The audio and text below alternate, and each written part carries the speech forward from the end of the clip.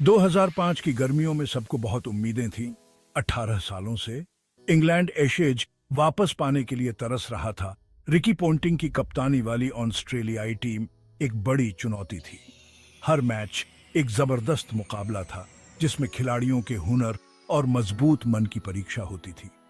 यह सीरीज बहुत ही रोमांचक थी जिसमें हर तरह के जज्बात देखने को मिले। जीत का जश्न मनाया जाता और हार के कारणों पर चिंता की जाती। जैसे जैसे सीरीज आगे बढ़ी, तनाव बढ़ता गया। हर एक रन और हर एक विकेट बहुत कीमती हो गया। एंड्रू फ्लिंटॉफ के शानदार प्रदर्शन और माइकल वॉन की वापसी से इंग्लैंड ने पूरी ताकत से मुकाबला किया। ऑस्ट्रेलियाई टीम भी पीछे हटने वालों में से नहीं थी और उन्होंने भी दमदार मुकाबला किया। क्रिकेट बहुत ही आक्रामक था और मुकाबला बेहद कड़ा था। हर ओवर एक मुकाबला था और हर सेशन एक छोटी लड़ाई जैसा था। 2005 की एशेज सीरीज सिर्फ क्रिकेट नहीं थी, यह क्रिकेट के दो महाशक्तियों के बीच टकराव थी। ओवल टेस्ट एक रोमांचक मोड़ पर था। इंग्लैंड को अर्न वापस पाने के लिए सिर्फ ड्रॉ की जरूरत थी। एशेज अपने पास रखने के लिए ऑस्ट्रेलिया को जीत की जरूरत थी। चौथे दिन एक घटना घटी जो एशेज के इतिहास में हमेशा के लिए दर्ज हो गई। स्ट्रॉस ने वॉर्न की एक गेंद को सिली पॉइंट की तरफ खेला। ऑस्ट्रेलियाई खिलाड़ियों ने जोरदार अपील की। उन्हें यकीन था कि गेंद बल्ले से लगी है। Square leg umpire Darrell Hair ने उंगली उठा दी। स्ट्रॉस हैरान रह गए। ऑस्ट्रेलियाई टीम को एक मौका दिखा और वे अंपायरों को घेर लिया। रिकी पोंटिंग, जो कभी भी टकराव से पीछे नहीं हटते थे, उन्होंने अपनी नाराजगी जाहिर की। इंग्लैंड के खिलाड़ी, जिन्हें यह फैसला एकदम गलत लगा, वे भी अपना विरोध जताने से नहीं चूके। मैदान पर माहौल तनावपूर्ण हो गया। विवाद के बीच फंसे अंपायरों ने आपस में बात की। काफी देर बातचीत के बाद वे अपने पहले फैसले पर ही कायम रहे। स्ट्रॉस, जिनकी पारी अचानक ही समाप्त हो गई थी, वे नाराजगी भरे चेहरे के साथ मैदान से बाहर चले गए। इस घटना ने एक बड़ी बहस छेड़ दी। पूर्व खिलाड़ी, कमेंटेटर और फैंस सभी इस घटना पर अपनी अपनी राय दे रहे थे। पक्षपात और अयोग्यता के आरोप लगने लगे। विवाद ने खेल को ही ढक दिया। कुछ समय के लिए क्रिकेट मैदान पर चल रहे ड्रामा के पीछे छिप गया। भाग 4, जीत और सबूत। इंग्लैंड की जीत विवाद के बावजूद मैच जारी रहा।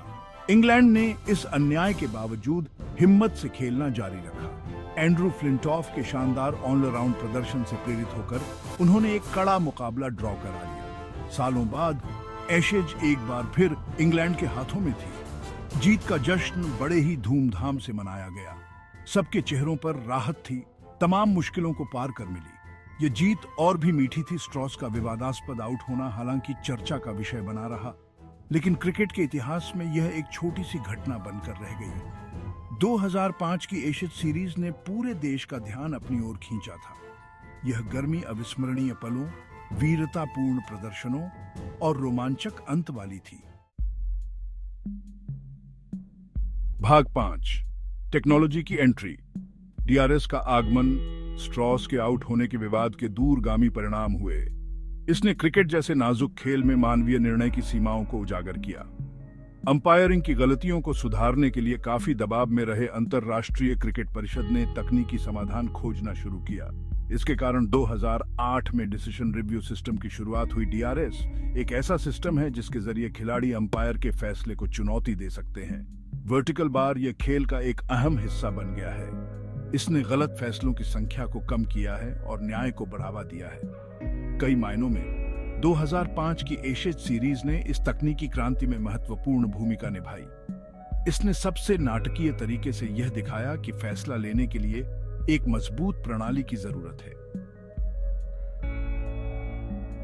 टेक्नोलॉजी के युग में मानवीय पहलू डीआरएस के बावजूद क्रिकेट में मानवीय निर्णय और टेक्नोलॉजी के बीच बहस जारी है। 2005 ओवल की घटना एक उदाहरण है। क्या स्ट्रॉस वाकई आउट थे? क्या हेयर ने सही फैसला दिया था? इन सवालों पर आज भी दुनिया भर में बहस होती है। टेक्नोलॉजी के बावजूद क्रिकेट मानवीय प्रयासों का खेल है। 2005 की एशेज सीरीज क्रिकेट के इतिहास में हमेशा एक खास जगह रखेगी।